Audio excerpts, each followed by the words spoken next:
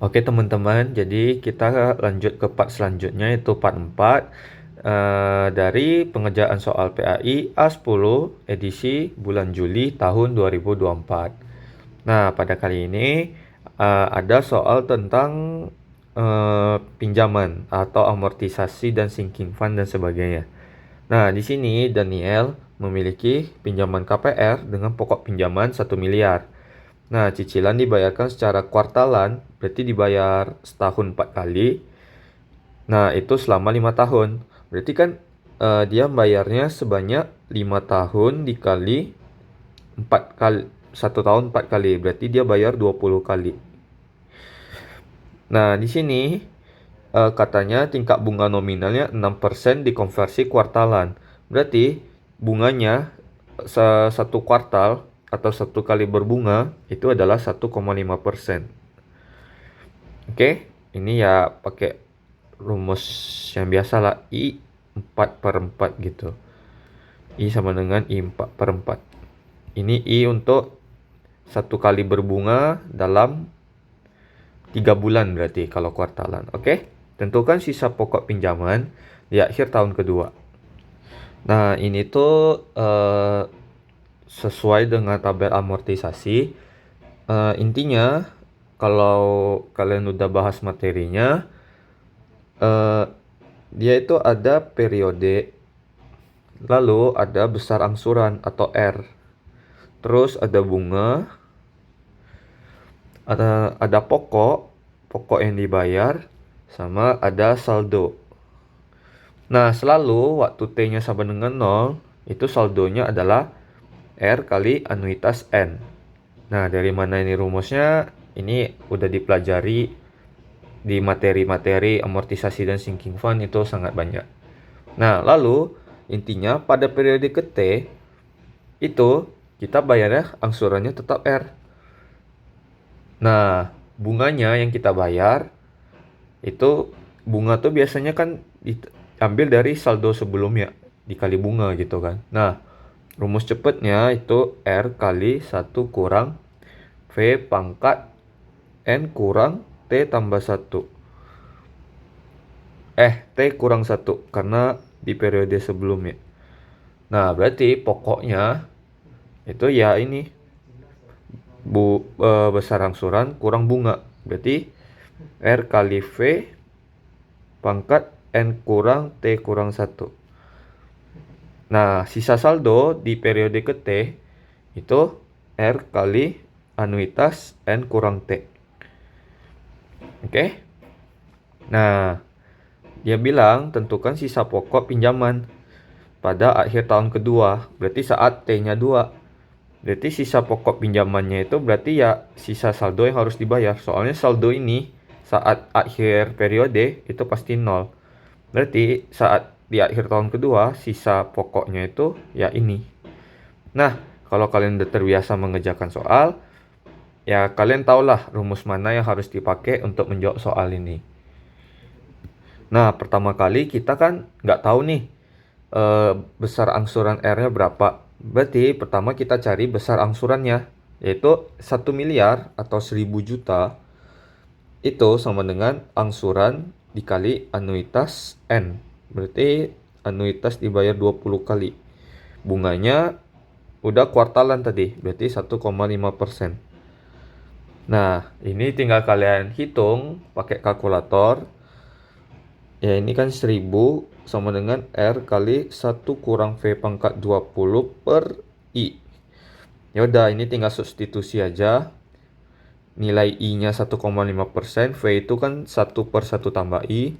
Nanti dapat R-nya itu sekitar 58,2246 juta.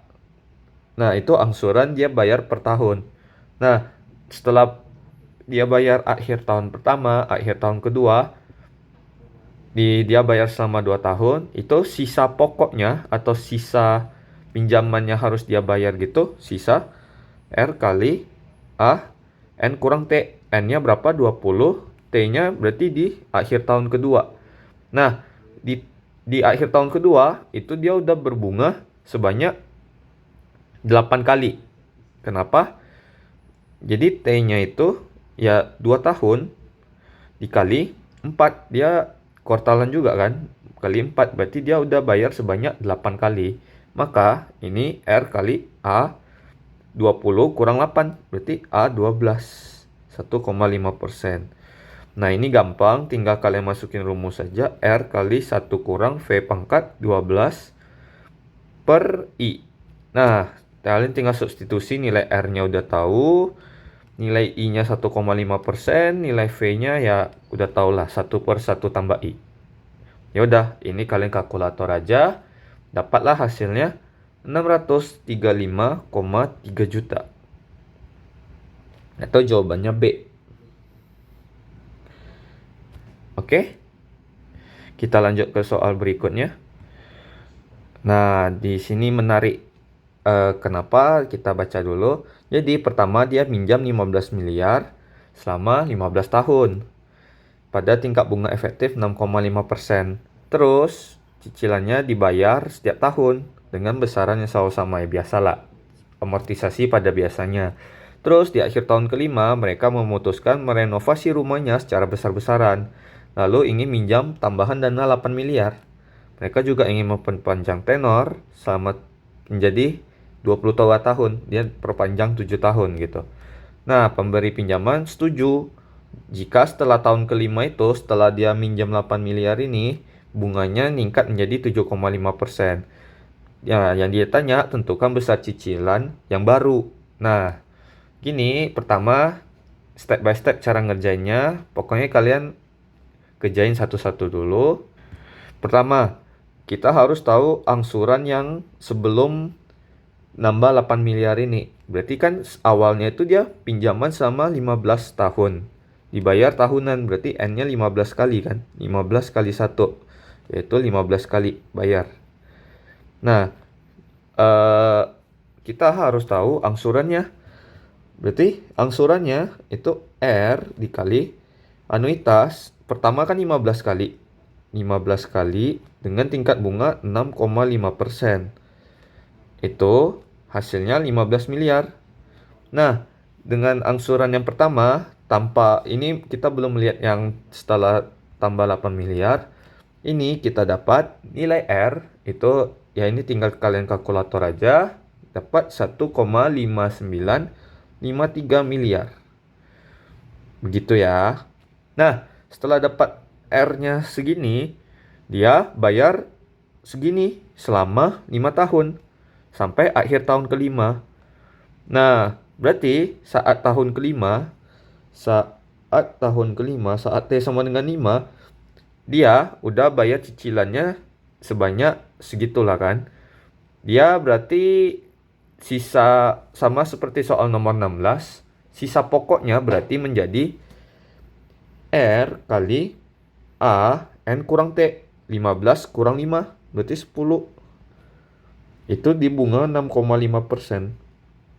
Nah, ini kalian tinggal kalkulator aja. Nilai R-nya udah tahu. Nilai anuitas bisa dicari. Itu kalian dapat 11,4683 miliar. Nah, artinya apa? Artinya setelah 5 tahun, pokok dari pinjaman yang udah dibayar itu sebanyak 3,6 miliaran. Masih tersisa 11,4683 yang miliar yang perlu dibayar. Nah, saat utangnya masih sisa 11,4683 miliar ini, berarti saat T sama dengan 5, dia nambah ini, dia nambah pinjaman yaitu sebesar 8 miliar.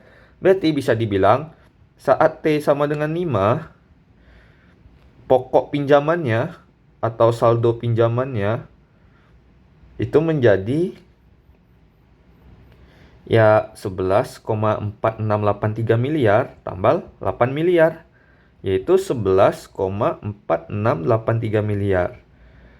Nah, berarti dimulai dari tahun kelima, dia punya utang yaitu sebesar 19,4683 yang perlu dibayar. Tapi setelah tahun kelima, itu nilai bunganya menjadi 7,5%. Berarti kalau dia ingin melunaskan selama 22 tahun, ya udah, berarti saat T sama dengan 6 sampai T sama dengan 22, itu angsurannya menjadi angsuran yang baru, yaitu saat T sama dengan 22, berarti dia perlu membayar cicilan sebanyak 17 kali lagi. Berarti R kali A17 itu dengan bunga yang baru. Ingat, bunga yang baru 7,5%, itu hasilnya harus 19,4683 miliar. Nah, R yang baru berarti ini kita dapat R sama dengan anuitas ini, bisa dicari menggunakan kalkulator. Ya udah, ini kalian cari, nanti dapat nilainya 2,06 miliar. Nah, jadi yang awalnya dia bayar angsurannya segini, terus dia nambah pinjaman sebesar 8 miliar, terus dia dikenakan bunga tambahan, bunganya makin tinggi. Jadi per tahun dia harus membayar segini. Gitu. Berarti jawabannya adalah C. Kalau lupa nilai anuitas itu ANI itu ya 1 kurang V pangkat N per I. Itu ya. Oke, kita lanjut ke soal berikutnya. Nah, ini masih sama teman-teman. Berarti di sini dia Richard punya pinjaman yang dibayar selama 5 tahun. Yang setiap akhir kuartal. Berarti dia bayarnya sepanjang kuartal, berarti setahun itu dia bayar 4 kali. Berarti N-nya itu berarti 5 tahun dikali 4 kali, berarti 20 kali. Dia punya pinjaman cicilan yang harus dibayar 20 kali selama 5 tahun. Nah, pokok pinjaman yang dibayar pada saat pembayaran ketiga, berarti saat T-nya 3. Ingat, di sini dia pokok pinjaman itu tadi, kalau rumus cepatnya dari nomor 16 tadi, itu V pangkat N kurang T kurang 1. Nah, ini berarti saat T sama dengan 3, berarti ininya berarti V pangkat 20 dikurang 3 kurang 1. Berarti sama aja dengan, sebentar. Ya, berarti ini sama aja dengan V pangkat 18. Oh ya, saya lupa, di sini tuh harusnya dikali R. R kali V, R kali V, R kali V. Oke? Nah, berarti besarnya pokok pinjaman yang dibayar di pembayaran ketiga itu sebesar R kali V pangkat 18. Atau sama dengan 10 juta. Nah, dari sini kalian nanti dapat R-nya itu berapa? Yaitu 15,5966 juta. Nah, udah dapat R-nya. Nah, yang ditanya besar pokok total pinjaman yang dibayar pada 5 pembayaran terakhir. Dievaluasi pada suku bunga nominal tahun 10% dikonversi kuartalan. Oh ya, aku lupa. Di sini 10% dikonversi kuartalan. Berarti bunganya itu 2,5% sepanjang kuartal. Berarti ini kan udah sama-sama di timeline yang sama, setiap akhir kuartal dan konversi kuartalan. Berarti udah aman, kita tidak perlu menyetarakan tingkat bunganya. Nah, bunga ini yang dipakai untuk mencari ini. Maaf kelupaan informasi tersebut. Nah, lalu dia tanya besar pokok pinjaman yang dibayarkan pada 5 pembayaran terakhir. Berarti sama aja kayak dia nanya itu misalnya 5 pembayaran terakhir. Berarti dia udah bayar sebanyak 15 kali kan? Dia udah bayar sebanyak 15 kali. Di T sama dengan 15. Itu berarti sisa pokok pembayarannya 5 pembayaran lagi. Berarti dia udah bayar 15 kali. Dia nanya total pokok pinjaman yang tersisa. Berarti yang belum, itu sama aja kayak kita mencari saldo yang belum dibayar gitu. Nah, berarti itu sama aja dengan sesuai rumus di atas. Berarti R kali anuitas N kurang T. Berarti 20 kurang 15. Ya, 5 pembayaran terakhir berarti anuitas 5. Dengan bunganya 2,5%. Nah, nilai R kita sudah tahu. Nilai anuitas bisa dicari. Nah, setelah dicari menggunakan kalkulator, ini dapatkan nilainya 72,9 4,5 juta. Begitu ya. Jadi jawabannya A. Oke. Intinya kalau besarnya total pokok, kalau besarnya pokok aja, itu berarti kalian pakai rumus yang ini. Tapi kalau besarnya total pokok, berarti dia ingin mencari keseluruhan pokok yang belum dibayar. Berarti sama aja kayak mencari saldo. Seperti itu ya. Oke, kita lanjut ke nomor 19. Nah, nomor 19 ini menarik. Ini adalah sinking fund. Nah, di sini kita diketahui dia membayar cicilan 300 juta, pinjaman sebesar 300 juta dengan cicilan setengah tahunan. Nah, cicilan dibayar setiap akhir periode selama 10 tahun. Berarti N-nya itu 10 tahun dikali 2. Karena setahun dia bayar setengah tahunan sekali. Berarti dia 20 kali membayar cicilan.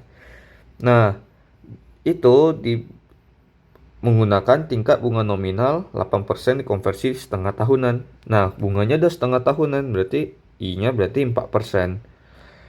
Nah, lalu dia sepertiga dari pokok, berarti sepertiga dari 300 juta, berarti 100 juta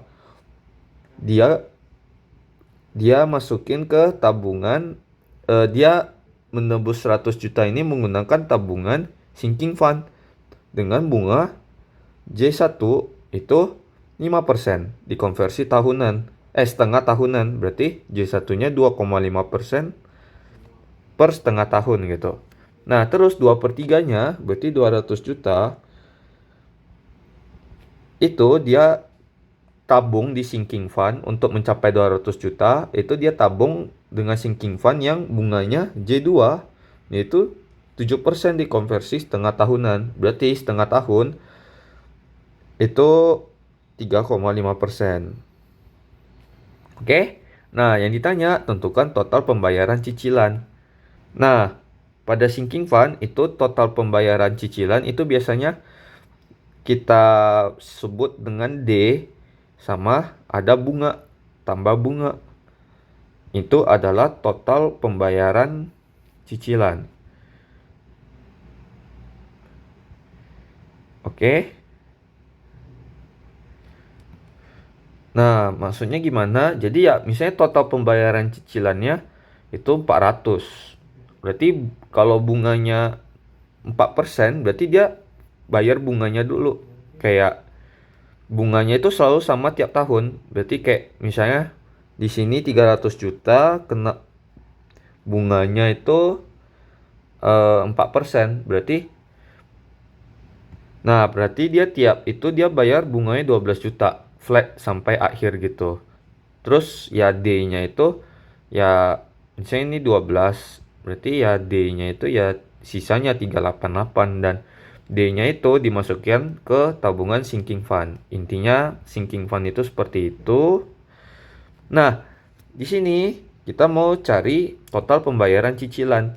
Nah, supaya D itu adalah besarnya pembayaran yang dimasukin ke sinking fund. Ya kan? Kayak misalnya D itu misalnya 100. 100 nih bakal berakumulasi di akhir menjadi 100 juta kalau dibayar 20 kali gitu kan. Berarti itu sama aja dengan fungsi akumulasi.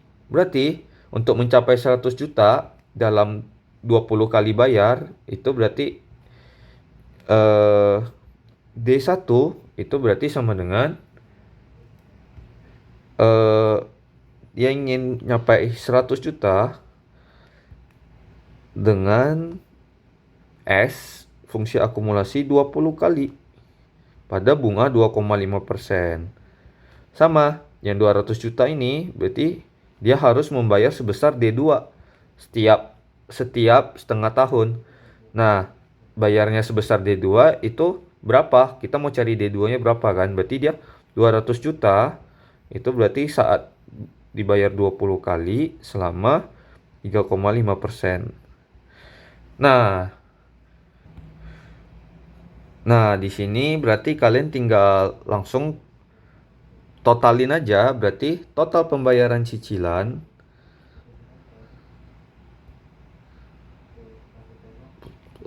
Nah, total pembayaran cicilan itu sama dengan D1 tambah D2 tambah bunga. Bunganya itu adalah I-nya dikali 300 juta. Oke? Berarti di sini 100 per S20 2,5% tambah 200 per S20 3,5% ditambah I kali 300. I-nya pakai 4%. Nah, ini tinggal dikalkulatorkan, mendapatkan hasilnya 23 juta. Jawabannya adalah A. Nah, jadi dia penjelasannya 23 juta itu dia bayar setiap setengah tahun sebanyak 20 kali. Nah, 23 juta itu dia alokasikan kemana aja? Nah, 23 juta dia alokasikan sebesar 23 juta itu dia alokasikan sebesar I kali 300 untuk membayar bunga. Baru dia alokasikan sebanyak segini dimasukkan ke tabungan sinking fund sebesar 3,5% untuk membayar 200 juta. Lalu sisanya dia masukin ke tabungan sinking fund 2,5% agar bisa mengcover pinjaman yang harganya 100 juta. Intinya gitu. Berarti 23 juta ini kayak dibagi per porsinya gitu lah. 23 juta ini dia bagi proporsinya untuk bayar bunga, untuk masukin ke tabungan yang nanti berakumulasi menjadi 200 juta, dan dimasukin ke tabungan yang nanti berakumulasi menjadi 100 juta. Begitu. Oke, kita lanjut aja ke soal berikutnya. Nah, di sini pembayaran sebesar 36 juta. Nah, berarti dia total pembayaran suatu pembayaran dilakukan 36 juta itu dilakukan selama 31 tahun. Untuk membayarkan pokok pinjaman sebesar 400 juta. Berarti 36 juta ini setahun sekali selama 31 tahun. Berarti ingat N-nya adalah 31 tahun dikali 1 kali. Berarti 31 kali dia membayar. Nah, lalu di sini total pokok pinjamannya itu 400 juta. Oke. Lalu peminjam mengembalikan pokok pinjaman dengan sinking fund. Sinking fund dengan tingkat bunga 3%. Berarti J itu bunga sinking fund itu 3%. Nah, yang ditanya bunga efektif yang diberikan kepada pemberi pinjaman. Berarti bunga yang harus dia bayar atau I yang ditanya. Nah, di sini kita tahu dia bayar tiap tahun tuh 36 juta. Berarti total dari soal nomor 19 itu berarti kan kayak total pembayaran cicil sama aja kayak itu total pembayaran cicilan itu 36 juta. Nah, 36 juta ini dibagi menjadi dua alokasi. Yang satu untuk membayar bunga, satu untuk membayar pokok pinjamannya. Oke? Nah, untuk membayar bunga itu gampang. Ini untuk bayar bunga, ini untuk bayar pokok pinjaman. Nah, untuk bayar bunga berarti dia menggunakan sebesar I, kita kan nggak tahu I-nya berapa, kali 400 juta. Nah, itu digunakan untuk bayar bunga. Nah, berarti untuk pokok pinjaman, dia itu dimasukin ke sinking fund-nya 3%. Nah, dia harus masukin duit berapa? Sebanyak 31 kali agar hasilnya 400 juta. Berarti di sini adalah 400 per S31 3%. Gitu. Nah, ini ternyata ini itu hasilnya adalah 8 juta kalau dibulatin. 8 juta. Nah, artinya 8 juta ini